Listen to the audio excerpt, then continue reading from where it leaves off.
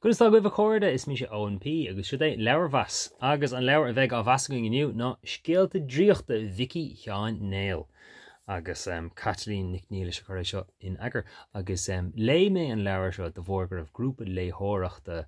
I Thír Chonaill á léamh agus bhí si cinna teachtaí chéile ar Zoom go seachtainúil lena léamh agus mar sin níl go me se léite gom ach bhí go leor daoine spéisiúla bhain si leis an blanáltanga in san ceantar go dtíreach Thír Chonaill ceann acu agus tháinig mé rud ag an faoir líne agus mar leis an scéalaí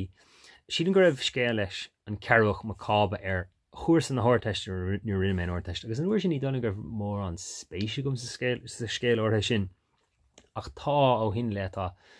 málairт túirin atá ar mar bhealach si aithníam is beidir an severas atá na scéalta dúchas agus seanchas agus ar bhealach na féidir all ar bheal eile. Mar leis an scéalta atá siúd na scéalta Draíochta mar sin tálíonn rudí achtrúla crackáilte do chreite agus díreach leis na tedal a thuirtíomh cadíad Cearrbhach cába iníon ríich nach an áir culann gan cheann fecinn tú na rudí céan a tiiteach na scéalta a ríis is a ríist dá siad simú glóir is gur be an buas mó atá leis an scéalta seo ná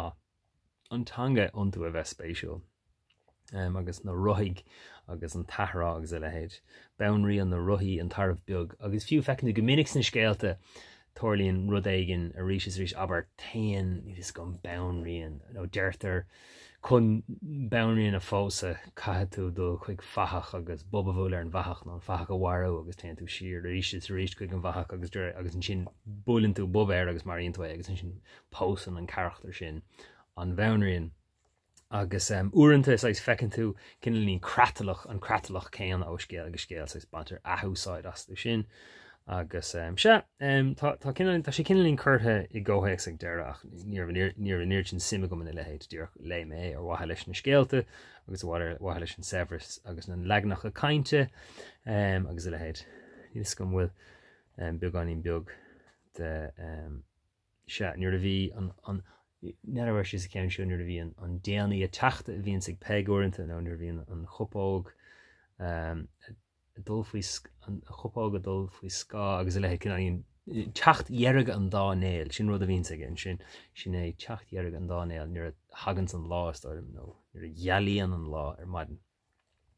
Scéalta Draíochta Mhicí Sheáin Néill Éabhlóid a d'fhisigh tá an chur láthair go háling tá an clúdaigh sin ar haus fachach má tá simime go sa Béaloideas bhling an scéal seo. Sin é weimse, slán